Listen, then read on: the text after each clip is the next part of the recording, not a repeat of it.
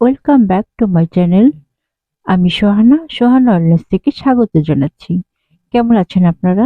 আশা করি যে যেখানে আছেন ভালো আছেন, সুস্থ আছেন, নিরাপদে আছেন। আলহামদুলিল্লাহ আমিও ভালো আছি।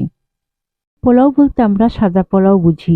ঈদ বা যেকোনো অকেশনে সাদা পোলাও হলে আমার কিন্তু বেশ লাগে। চলুন দেখা যাক কিভাবে ঝরঝরে সাদা পোলাও আজকে করা যাক।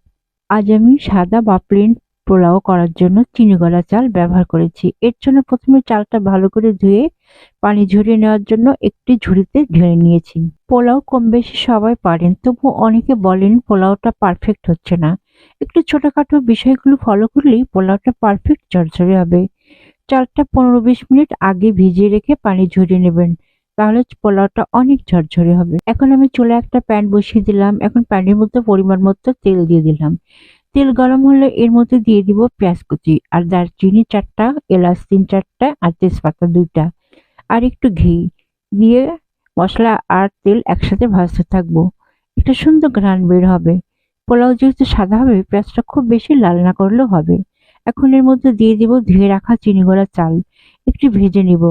আর এই ভাজার মধ্যেই দিয়ে দিব আদা বাটা 2 চামচ, জিরা বাটা 1 চামচ, স্বাদ মতো লবণ। সব দিয়ে ভালো মতো ভেজে নিব। এর সাথে দিয়ে দিব 7-8টা কাঁচামরিচ। চালটা ভাজা ভাজা হয়ে গেলে দিয়ে দেব হালকা কুসুম গরম পানি, অর্থাৎ 4 পট চালের জন্য 8 পট পানি দিয়ে একটু নেড়েচেড়ে ঢেকে দেব। এখন দেখা যাচ্ছে পোলাওটা হয়ে গেছে।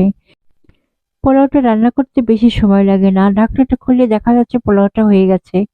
এখন এর মধ্যে নিচের পোলাওটা উপরে আর উপরের পোলাওটা নিচে দিয়ে দমে রাখবো 5 মিনিট। ফিরে আসছি 5 মিনিট পর। দেখা যাচ্ছে পোলাওটা অনেক সুন্দর ঝরঝরে হয়েছে। এখন গরম গরম পরিবেশনের পালা। তো আজ এই পর্যন্তই। যাওয়ার আগে ছোট্ট অনুরোধ, প্লিজ আমার ইউটিউব চ্যানেলটাকে সাবস্ক্রাইব করুন। আর পেজ থেকে দেখে থাকলে ফলো আর কমেন্টস করতে ভুলবেন না। আপনাদের ছোট্ট একটা কমেন্টস আমাকে অনেক উৎসাহিত আর অনুপ্রাণিত করে। আর ছোট্ট একটা লাইক। আসসালামু আলাইকুম।